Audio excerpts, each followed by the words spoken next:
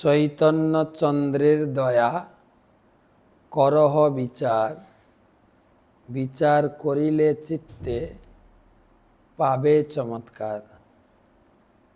জয় জয় শ্রী চৈতন্য জয় নিত্যানন্দ, জয়াদ্বৈত চন্দ্র জয় গৌরভক্তবৃন্দ।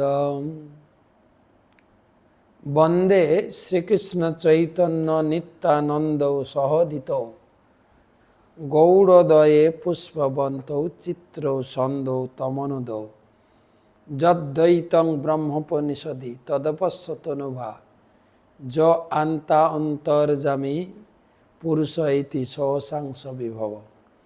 ষড়ৈশ্চর্যৈ পূর্ণ য ইহ স ভগবান স্বয়ময়ম, ন চৈতন্যাৎ কৃষ্ণাৎ জগতি পরতত্ত্বং পরমিহ।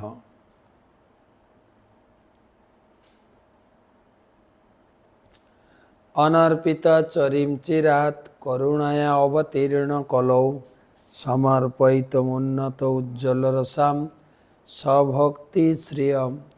হরিপুরট সুন্দর দ্যুতি কদম্ব সন্দীপিতঃ, সদা হৃদয় কন্দরে স্ফুরতু সচিনন্দন। রাধা কৃষ্ণ প্রণয় বিকৃতির হ্লাদিন শক্তিরস্মা, দেকাত্মনাবপি ভুবি পুরা দেহ ভেদৌ গতৌ তৌ। চৈতন্যাখ্যং প্রকট মধুনা তদ্বয়ম চৈকমাপ্তম, রাধা ভাবদূতে সুবলিতম নৌমি কৃষ্ণ স্বরূপম। শ্রীরাধয়া প্রণয় মহিমা কীদৃশবানৈবা, সাধ্য জেনাদ্ভুত মধুরিমা কীদৃশবা মদীয়। সৌখাঞ্জস্য মদনুভবিত কীদৃশং বেতি লোভা, তদ্ভাবাঢ্য সমজনি শচীগর্ভ সিন্ধৌ হরিন্দু। বন্দে অহম শ্রীগুরো শ্রীযুতপদকমলম, শ্রীগুরুন বৈষ্ণবাংশ্চ, শ্রীরূপম সাগ্রজাতম সহগণ রঘুনাথান্বিতম, তং সজীবম সাদ্বৈতম সাবধূতম পরিজন সহিতম কৃষ্ণ চৈতন্য দেবম। শ্রীরাধা কৃষ্ণ পাদন সহগণ ললিতা শ্রী বিশাখা নিতাংশ্চ। নমো ওং বিষ্ণুপাদায় কৃষ্ণ প্রেষ্ঠায় ভূতলে, শ্রীমতে ভক্তি বেদান্ত স্বামিনিতি নামিনে। নমস্তে সারস্বতে দেবে গৌরবাণী প্রচারিণে, নির্বিশেষ শূন্যবাদী পাশ্চাত্য দেশতারিণে। জয় শ্রী কৃষ্ণ চৈতন্য প্রভু নিত্যানন্দ, শ্রী অদ্বৈত গদাধর শ্রীবাসাদি শ্রী গৌরভক্তবৃন্দ। হরে কৃষ্ণ কৃষ্ণ কৃষ্ণ হরে হরে, হরে রাম রাম রাম হরে হরে। তো আজকে গুরুবার, বৃহস্পতিবার উপলক্ষে চৈতন্য সুধা মাধুরী আমরা এই কয়টা বৃহস্পতিবার চন্দন যাত্রা মহোৎসব স্মরণ করব চৈতন্য চরিতামৃত থেকে। চৈতন্য চরিতামৃত মহাকাব্য মধ্যলীলা চতুর্থ পরিচ্ছেদটা পুরো পড়ব। মাত্র 213টা শ্লোক আছে। মাধবেন্দ্রপুরের কাহিনী মহাপ্রভু নিজে ভক্তদেরকে শোনাচ্ছেন রেমুনাতে বসে। সেই মাধবেন্দ্রপুরী চরিত্র এই চন্দন যাত্রা বেশ কয়টা দিন আমরা উপভোগ করি। চৈতন্য চরিতামৃত থেকে সরাসরি পড়ব। আপনাদের অনুরোধ করব, যাদের যাদের চৈতন্য চরিতামৃত গ্রন্থ আছে, সেই চৈতন্য চরিতামৃত গ্রন্থ থেকে এই অধ্যায়টি, এই পরিচ্ছেদটি মাত্র 213টা শ্লোক আছে। যদিও আজকে 3-4 দিন হয়ে গেল, 20, 21, 22, 23, 4 দিন হয়ে গেল। আরো কত, 21 দিন, তো আরো 17 দিন আছে। আমি জাস্ট বলি সবাইকে, প্রতিদিন যদি 10টা করে শ্লোক পড়েন, 21 দিনে 210টা শ্লোক আছে, 213টা শ্লোক। আর এই উৎসবের ভিতরেই পড়ুন, উৎসবের ভিতরে, তাহলে এই আসল যে কাহিনীর বা এই বর্ণনা, মহাপ্রভুর মুখের বর্ণনা আপনি উপলব্ধি করতে পারবেন, হৃদয়ঙ্গম হবে এবং এবং এবং হৃদয়ে খুব আনন্দ পাবেন। শুরু করছি। শুরু করার আগে গুরুদেবের চরণে প্রণাম নিবেদন করে তার কৃপা আশীর্বাদ ভিক্ষা করি। নম ওং বিষ্ণুপাদায় কৃষ্ণপ্রেষ্ঠায় ভূতলে শ্রীমতে জয়পতাকা স্বামী নীতি নামিনে। নম আচার্যপাদায় নিতাই কৃপা প্রদায়িনে গৌরকথা ধামদায় নগর।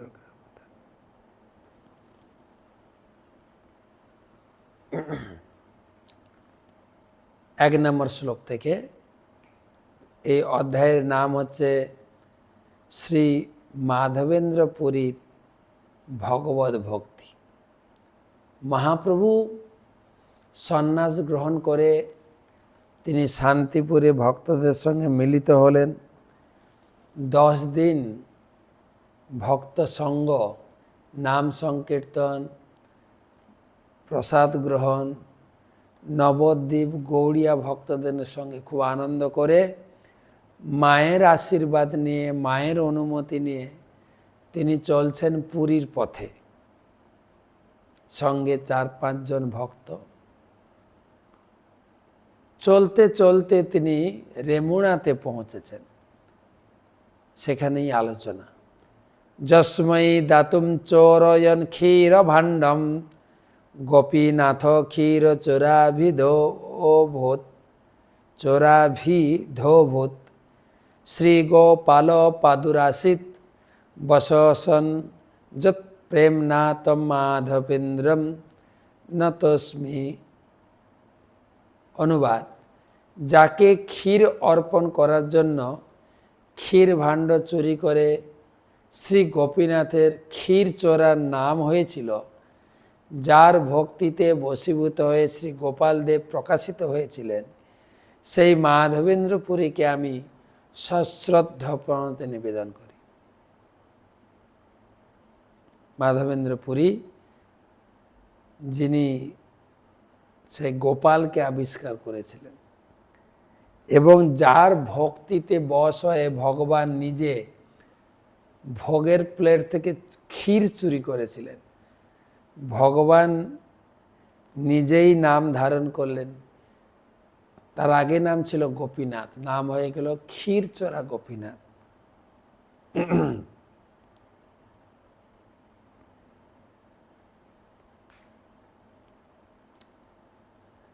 জয় জয় গৌরচন্দ্র জয় নিত্যানন্দ জয়াদ্বৈত চন্দ্র জয় গৌরভক্তবৃন্দ। নীলাদ্রি গমন জগন্নাথ দর্শন সার্বভৌম ভট্টাচার্য প্রভুর মিলন। এসব লীলা প্রভুর দাস বৃন্দাবন বিস্তারি করিয়াছেন উত্তম বর্ণন। সহজে বিচিত্র মধুর চৈতন্য বিহার বৃন্দাবন দাস মুখে অমৃতের ধার। কবিরাজ গোস্বামী প্রথম বলছেন, দেখেন মহাপ্রভু যে পুরীর পথে গেলেন, নীলাদ্রি গমন, কিভাবে জগন্নাথ দর্শন করলেন, কিভাবে সার্বভৌম ভট্টাচার্যকে উদ্ধার করলেন, এগুলো বিস্তার আকারে চৈতন্য ভাগবতে বৃন্দাবন দাস ঠাকুর লিখেছেন। সহজে বিচিত্র মধুর চৈতন্য বিহার, আর বৃন্দাবন দাস মুখে অমৃতের ধার। সত্যি চৈতন্য ভাগবতটা অমৃতের মতো, সবাই নেবেন, পড়বেন। এক খণ্ডে, চৈতন্য চরিতামৃত 4 খণ্ডে, ওটা এক খণ্ডে সম্পূর্ণ মহাপ্রভুর বাল্যলীলা আর পুরী পর্যন্ত পৌঁছানোর বিস্তারিত লীলা বর্ণনা। অতএব তাহা বর্ণিলে হয় পুনরুক্তি, দম্ভ করি বর্ণি যদি তৈছে নাহি শক্তি। যদি আমি আবার ওগুলো পুনরায় বর্ণনা করি, পুনরুক্তি হয়ে যাবে। আর আরেকটা কথা, যে আমি বাহাদুরি করে যে আবার বর্ণনা করব, সেরকম শক্তিও আমার নেই। তিনি তো সাক্ষাৎ ব্যাসদেবের অবতার, বৃন্দাবন দাস ঠাকুর। চৈতন্য মঙ্গলে যাহা করিল বর্ণন, সূত্ররূপে সেই লীলা করি এ সূচন। চৈতন্য মঙ্গলে যা বর্ণনা করা হয়েছে, মানে চৈতন্য মঙ্গল মানে চৈতন্য ভাগবত, তো ওখান থেকে কিছু কিছু কথা আমি সূত্র আকারে দিয়ে যাব, তাহলে ক্রমটা ঠিক থাকবে। ক্রম না হলে আপনারা ধরতে পারবেন না মহাপ্রভু কিভাবে, কিরকম পুরীতে পৌঁছালেন, কোথায় কোথায় গেলেন। তার সূত্রে আছে তেহ না কইল বর্ণন, যথা কথঞ্চিত করি সে লীলা কথন। তিনি যেসব জিনিসগুলো ছেড়ে দিয়েছেন সেগুলো আমি তুলে ধরব। অতএব তার পায়ে করি নমস্কার, তার পায়ে অপরাধ না হোক। আমার প্রথমে ক্ষমা চাইছেন, যেন কোনো অপরাধ না নেন। এই মতো মহাপ্রভু চলিলা নীলাচলে, চারি ভক্ত সঙ্গে সংকীর্তন কুতূহলে। মহাপ্রভুর সঙ্গে 4 জন ভক্ত ছিলেন, জগদানন্দ, মুকুন্দ, ব্রহ্মানন্দ, নিত্যানন্দ, 4 জন। ভিক্ষা লাগি একদিন 1 গ্রাম দিয়া, আপনে বহুত অন্ন আনিল মাগিয়া। মহাপ্রভু যখন এই শান্তিপুর থেকে যাত্রা করলেন পুরীর পথে, বেশি রাস্তা না, তো 700 কিলোমিটার রাস্তা। তো যেতে যেতে রাস্তায় যে গ্রামে রাত্রে থাকতেন, সেইখানে ভিক্ষা করে প্রসাদ পেতেন, রাত্রে থাকতেন। পথে বড় বড় দানি বিঘ্ন নাহি করে, তা সবারে কৃপা করি আইলা রে মোনারে। তখনকার দিনে রাস্তাঘাট ছিল না, তো বনে জঙ্গল আর নদী পেরিয়ে যেত, মাঝিরা পের করে দিত। তখন ব্রিজও ছিল না, রাস্তা ছিল না। তবে এই সন্ন্যাসী দেখে তাকে কেউ টাকা পয়সাও চাইতো না, বিঘ্ন নাহি করে। আর এইভাবে তিনি রেমুনাতে পৌঁছালেন। রেমুনা হচ্ছে, প্রভুপাদ লিখেছেন, পুরী যাওয়ার পথে, পুরী ট্রেনে উঠবেন, বালেশ্বরে নামবেন।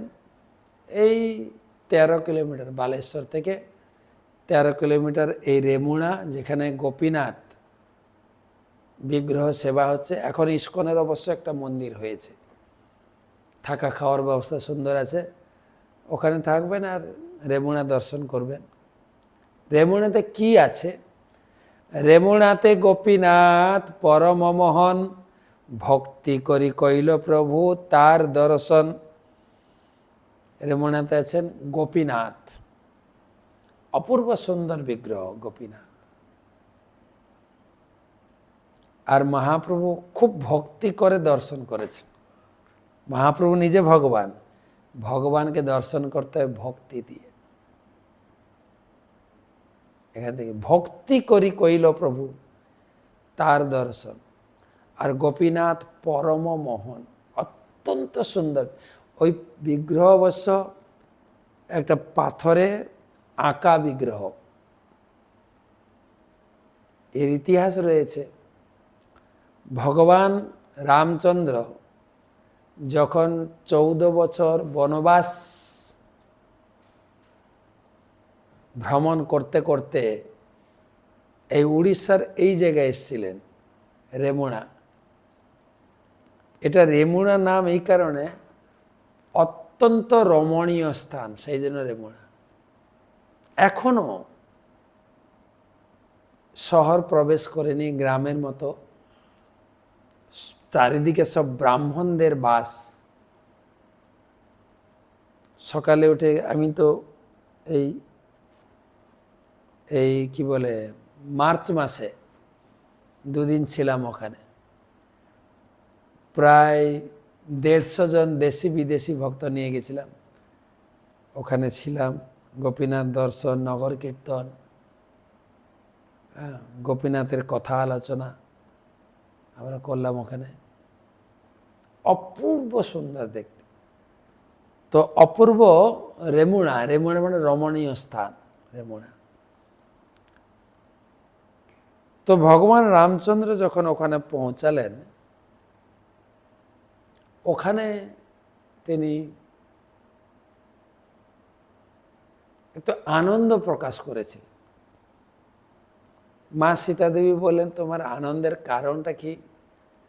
বলছে, দেখো দূরে গাই বাছুর মাঠে গোচারণ ভূমিতে চড়ছে। বলছে হ্যাঁ। না, সেইটা দেখে মনে পড়ে গেল, দাপর যুগে আমরা বৃন্দাবনে আসব এবং বৃন্দাবনে এই গোচারণ লীলা করব। মা সীতা বললেন, তুমি একটু চিত্র করে দেখাও না কিরকম। তখন একটা পাথর নিয়ে ভগবান রামচন্দ্র তার তীরে শলাকা দিয়ে ত্রিভঙ্গ ললিত সেই গোপীনাথ আঁকলেন। 2 দিকে গোপীরা রয়েছেন, গাভী রয়েছেন। তো চিত্রটা কিছুটা অসম্পূর্ণ ছিল, রেখে তিনি কার্যান্তরে কোথায় গেছেন। মা সীতা কৌতূহল বশত হাত বুলিয়ে বুলিয়ে দেখছেন কিরকম হয়েছে, অতি সুন্দর। ভগবান ফিরে এসে যখন অসম্পূর্ণ কাজ সম্পূর্ণ করতে গেলেন, ওখান থেকে ব্লাড, রক্ত বেরোলো। অর্থাৎ মা সীতার হস্তস্পর্শে সেই ঠাকুর, তীরের শলাকায় আঁকা ঠাকুর প্রাণ প্রতিষ্ঠা হয়ে গেছে। ভগবান রামচন্দ্র বলেন, আর তো কিছু করা যাবে না। তো সেটাই সীতা দেবী পূজা করতেন, তখন থেকে সেটা ছিল। এই কিছুদিন আগে নাগুলা নরসিংহদেব সেটাকে পুনঃপ্রতিষ্ঠা করলেন। এবং আচার্যগণ, যেহেতু গোপীনাথ একা, রাধারানী নেই পাশে, সেই জন্য আচার্যগণ সিদ্ধান্ত নিলেন গোপীনাথ মাঝখানে রেখে 2 দিকে রাধা গোবিন্দ, রাধা মদন মোহন প্রতিষ্ঠা হয়েছে, পুরো বিগ্রহ। আর সত্যি অপূর্ব দেখতে। রেমুনাতে গোপীনাথ পরম মোহন। আর সেই রেমুনাতে এত সৌন্দর্য দেখে ভগবান রাম, সীতা, লক্ষ্মণ আরও কিছুদিন থেকে গেছিলেন, এরকম প্রমাণ আছে। সেখানে সরস্বতী নদী, যদিও আগে ছিল না, কথিত আছে মা সীতা ওখানে রজস্বলা ঋতুমতী হয়েছিলেন। মায়েদের যে মাসিক 3 দিনের যে অসুচি অবস্থা, সেটা তিনি সেখানে অতিবাহিত করেছিলেন। এবং 3 দিন পরে স্নান করার জন্য প্রভু রামচন্দ্রের কাছে পবিত্র জল অর্থাৎ নদী ভিক্ষা করেছিলেন। ভগবান রামচন্দ্র তার স্বর নিক্ষেপ করে ভূমি থেকে নদী প্রবাহিত করেছিলেন। সেই নদী এখনো আছে। সেই নদীর নাম সপ্তশিরা নদী। আমি এবারে স্নান করি না, আগে স্নান করেছি। খুব সুন্দর সপ্তশিরা নদী। তারপরে আরও কিছু কিছু দেখার জায়গা আছে। সপ্তশিরা নদী, তারপরে ধামেশ্বর শিব ঠাকুর, মাধবেন্দ্রপুরীর সমাধি, তারপরে ভক্তি সিদ্ধান্ত ঠাকুর গৌড়ীয় মঠ স্থাপন করেছেন, মাধবেন্দ্রপুরী গৌড়ীয় মঠ, তারপরে গোপীনাথ, চন্দনপুকুর, তারপরে রাধাকুণ্ড, শ্যামকুণ্ড, সুন্দর জায়গা। তো রেমুনাতে গোপীনাথ পরমমোহন ভক্তি করি কইল প্রভু তার দর্শন। তার পাদ পদ্ম নিকট প্রণাম করিতে, তার পুষ্প চূড়া পড়িল প্রভুর মাথাতে। মহাপ্রভু গোপীনাথের সামনে দণ্ডবোধ প্রণাম করেছেন, আর গোপীনাথের পুষ্প চূড়া পড়ল প্রভুর অঙ্গে এসে পড়ল, প্রভুর মাথাতে। চূড়া পাইয়া মহাপ্রভুর আনন্দিত মন, বহু নিত্য গীত কইল লইয়া ভক্তগণ। আনন্দে মহাপ্রভু নাচতে আর কীর্তন করতে শুরু করলেন। প্রভুর প্রভাব দেখি প্রেম রূপগুণ, বিস্মিত হইলা গোপীনাথের দাসগণ। প্রভু তো সন্ন্যাসী ছিলেন, যুবক সন্ন্যাসী, আর স্বয়ং কৃষ্ণ। তার রূপ, মাধুর্য, অষ্টসাত্ত্বিক বিকার, নৃত্যের ভঙ্গি, শরীরে প্রেম, এসব দেখে গোপীনাথের পূজারীরা অবাক হয়ে গেছে। নানা রূপে পিত্ত কইল প্রভুর সেবন, সেই রাত্রি তাহা প্রভু করিলা বঞ্চন। তো তারাও মহাপ্রভুকে যত্নার্থী করতে শুরু করলেন। মহাপ্রভু রাত্রে ওখানে থাকলেন। কিসের জন্য থাকলেন জানেন? এর আগে বর্ণনা করা হয়েছে, যেই গ্রামে রাত্রে ভিক্ষা করে প্রসাদ পেতেন ওই গ্রামে থেকে যেতেন। আর এখানে কিসের জন্য থাকলেন? মহাপ্রসাদ ক্ষীর লোভে রহিলা প্রভু তথা, পূর্বে ঈশ্বর পরিতারে কহিয়াছেন কথা। মহাপ্রভু রাত্রে থাকলেন কিসের জন্য? ক্ষীর প্রসাদের লোভে।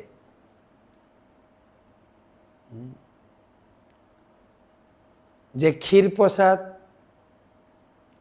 পৃথিবীর আর কোথাও পাবেন না। পৃথিবীতে ওইছে ভোগ কাহা নাহি আর। আমরা অনেক রাজভোগ থালি, স্পেশাল থালি, অনেক প্রসাদ পাচ্ছি, কিন্তু রেমুনার মতো ক্ষীর ভোগ প্রসাদ তো কোথায় পাবে? ক্ষীরচোরা গোপীনাথ প্রসিদ্ধ তার নাম, ভক্তগণে কহে প্রভু সেই তো আখ্যান। তার নাম ক্ষীরচোরা গোপীনাথ। যে কাহিনী তিনি তার গুরুদেবের কাছে শুনেছিলেন, সেইটা তিনি বর্ণনা করে ভক্তদের শোনাচ্ছেন। পূর্বে মাধবপুরীর লাগি ক্ষীর কইল চুরি, অতএব নাম হইল ক্ষীরচোরা হরি। পূর্বে শ্রী মাধবপুরী আইলা বৃন্দাবন, ভ্রমিতে ভ্রমিতে গেলা গিরি গোবর্ধন। প্রেমে মত্ত নাহি তার রাত্রি দিন জ্ঞান, ক্ষণে উঠে ক্ষণে পড়ে নাহি স্থান স্থান। মাধবেন্দ্রপুরী আসলে তার জন্মস্থান হচ্ছে বাংলাদেশ, যে বাংলাদেশ থেকে আজকে চলে এলাম। আর জন্ম ছিল বাংলাদেশের শ্রীহট্ট জেলা, সিলেট বিভাগ, সুনামগঞ্জ জেলার পনাতীর্থতে ওনার জন্মস্থান। সেখান থেকে তিনি হেঁটে হেঁটে বৃন্দাবন এসছেন। কত রাস্তা জানেন? ধরুন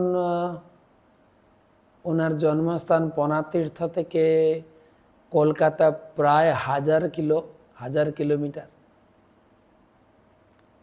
আবার কলকাতা থেকে বৃন্দাবন 1500 কিলোমিটার, 2500 কিলোমিটার রাস্তা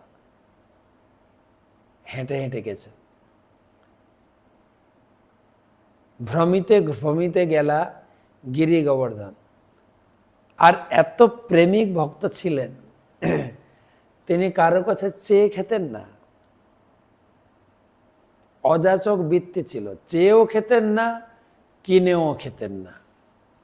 আমাদের তো অনেক সময় অহংকার হয়, আমি কারোর কাছে ভিক্ষা করে খাই না, আমি দোকান থেকে কিনে নিজের পকেটের পয়সা দিয়ে কিনে খাই। কিন্তু কিনেও খেতেন না, চেয়েও খেতেন না।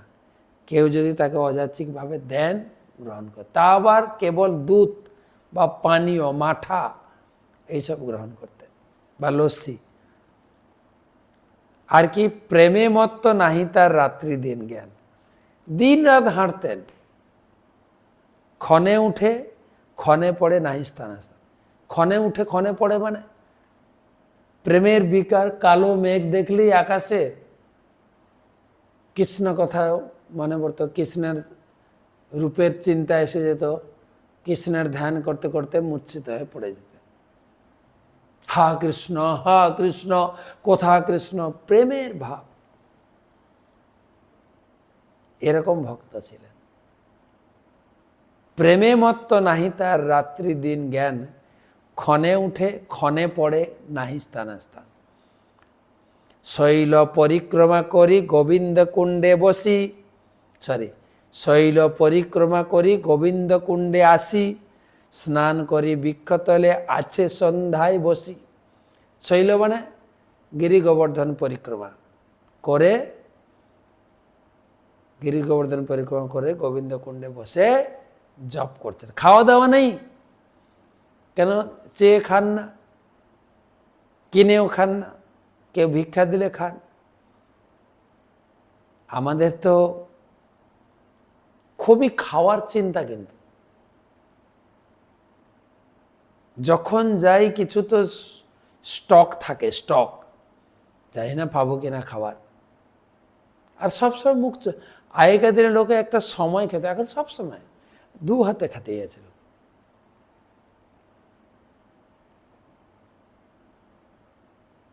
আর কিছু বলুন, আপনি হরিনাম করুন, হরিনাম করলে কি পেট ভরবে? ধর্ম করুন, ধর্মকর্ম করলে কি ভগবান খাওয়াবে? খুব খাওয়ার চিন্তা। আর এনার কোনো খাওয়ার চিন্তা নেই, শুধু হরিনাম। স্নান করি বৃক্ষতলে আছে সন্ধ্যায় বসি। এবারে কেউ যদি না দেন, ভগবান নিজে নিয়ে এসছেন খাবার। দেখেন, গোপাল বালক এক দুগ্ধ ভাণ্ড লইয়া, আসি আগে ধরি কিছু বলিল হাসিয়া। যেখানে বসে তিনি হরিনাম করছেন, ওখানে একটা বালক, গোপ বালক, একটা ঘটিতে দুধ নিয়ে এসে হেসে হেসে বলছেন, পুরি এই দুগ্ধ লইয়া তুমি, এই দুগ্ধ লইয়া করো তুমি পান, মাগি কেনে নাহি খাও কিবা করো ধ্যান। সারাদিন খাওয়া দাওয়া না করে সারাদিন জপ করছো, কেন? খাও না কেন? ম্যাগি খেতে পারো না? এত কি নাম জপ করো, কার ধ্যান করো? বালকের সৌন্দর্যে পুরীর হইল সন্তোষ, তাহার মধুর বাক্যে গেল ভোগ শোষ। বালকটাকে দেখতে এত অপূর্ব, সে তো স্বয়ং কৃষ্ণ। মাধবেন্দ্র পুরীর কাছে ধরা দিচ্ছেন না তো, স্বয়ং কৃষ্ণ। মাগি কেনে নাহি খাও কিবা করো। বালকের সৌন্দর্যে পুরীর হইল সন। বালককে দর্শন করেই মাধবেন্দ্র পুরীর গেল ভোগ শোষ। তার সৌন্দর্য, তার মুখের কথার সৌন্দর্য। ভোগ শোষ, ভোগ মানে ক্ষুধা, শোষ মানে তৃষ্ণা। ক্ষুধা তৃষ্ণা চলে গেল। পুরী কহে কে তুমি, কাহা তোমার বাস, কেমতে জানিলে আমি করি উপবাস। পুরী বলছে, আরে বালক, তুমি কে? তোমার নাম কি? কোন পাড়ায় থাকো? আর তুমি কিভাবে জানলে আমি না খেয়ে আছি? বালক কহে, গোপ আমি এই গ্রামে বসি, আমার গ্রামেতে কেহ না করে উপবাসী। আমি এই পাশের গ্রামে থাকি, কিন্তু আমাদের গ্রামের একটা নিয়ম আছে, কেউ উপবাস থাকে না। বৃন্দাবনের নিয়ম। কেহ অন্ন মাগি খায়, কেহ দুগ্ধ আহার, অযাচক জনে আমি দিই তো আহার। কেউ অন্ন মেঘে খায়, কেউ রুটি মেঘে খায়, কেউ দুগ্ধ মেঘে খায়। আমাদের গ্রামের নিয়ম। মাধুকরী, আমরা যখন বৃন্দাবন পরিক্রমা করতে যাই, একটু বাড়ি বাড়ি মেঘে খাই, এটা এখানকার নিয়ম। আর যে মেঘে খায় না, তার জন্য অযাচক ভাবে আমি খাবার নিয়ে তার কাছে পৌঁছাই। জল নিতে স্ত্রীগণ তোমারে দেখি গেল, স্ত্রী তব দুগ্ধ দিয়া আমারে পাঠাইল। আসলে তোমার একটা প্রশ্ন না, আমি কি করে জানলাম যে তুমি না খেয়ে আছো? আমাদের গ্রামের মেয়েরা এই দিক থেকে যখন জল আনতে গেছিল, তখন থেকে তোমাকে দেখছে হরিনাম করছো, কিছু খাওয়া দাওয়া করনি, তারাই আমাকে দুঃখ দিয়ে পাঠিয়েছে। গোদাহন করিতে চাই, শীঘ্র আমি যাব, আর বার আসি আমি এই ভাণ্ড লইব। আমাকে তাড়াতাড়ি গোদাহন করতে যেতে হবে, তুমি দুধ খেয়ে ভাণ্ডটা ধুয়ে রাখবে, আমি পরে এসে নিয়েছি। কেন বালক বেশিক্ষণ থাকলে তো মাধবেন্দ্রপুরীর কাছে ধরা খেয়ে যাবেন, ভক্তের কাছে ভগবান ধরা খাবে। সেজন্য তাড়াতাড়ি ভগবান পালাচ্ছেন। ভাণ্ড রেখে বলেন, রেখে যাচ্ছি, পরে এসে ভাণ্ড নিয়ে যাব। এত বলি গেলা বালক না দেখি আর, মাধবপুরীর চিত্তে হইল চমৎকার। বালকটা যখন চলে যাচ্ছে, মাধবেন্দ্রপুরী তাকাচ্ছে, তার গমন ভঙ্গিটাও সুন্দর। অধরম মধুরম, বদনম মধুরম, গমনম মধুরম, হসিতম মধুরম, তার সবকিছু মধুর। মাধবেন্দ্রপুরী চোখ ফেরাতে পারছেন। যখন বালকটা চলে গেলেন, তখন দুগ্ধ পান করি ভাণ্ড ধইয়া রাখিল, বাটো দেখে সে বালক পুনঃ নাইল। তো দুধ পান করে ভাণ্ডটা ধুয়ে রাখলেন, বসে আছেন ওইদিকে তাকিয়ে, বালকটা আবার আসবে। রাত হয়ে গেল, বালক এলো না। বসি নাম লয় পুরী, নিদ্রা নাই হয়, শেষ রাত্রে তন্দ্রা হইল বাহ্য বৃত্তি লয়। সারা রাত নাম করছে, ঘুম নেই। শেষ রাত্রে একটু ঝিমু নিয়েছে, তন্দ্রা। স্বপ্ন দেখে সেই বালক সম্মুখে আসিয়া, এক কুঞ্জে লইয়া গেল হাতেতে ধরিয়া। সেই স্বপ্নের ভিতরে সেই তন্দ্রার ভিতরে, ঝিমুনির ভিতরে স্বপ্ন দেখছেন। তো এটা পরের বৃহস্পতিবার পাঠ করব, যে স্বপ্ন দেখলেন, কি করলেন। আজকে আর এগোবো না। তো একটা প্রশ্নের উত্তর দেব। প্রশ্ন করেছেন আমাদের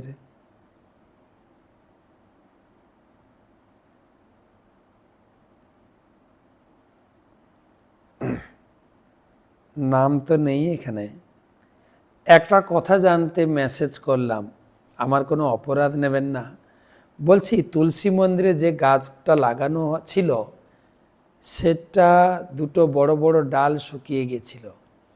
তো আমি কার্তিক মাসে ওই তুলসী ডালগুলো দিয়ে সন্ধ্যা দেখাতে পারবো তো? ওই শুকিয়ে যাওয়া ডালগুলো ভেঙে সাইজ করে রেখেছি। কার্তিক মাসে সকাল সন্ধ্যা প্রদীপ করে কর্পূর দিয়ে সন্ধ্যা দেখাবো বলে।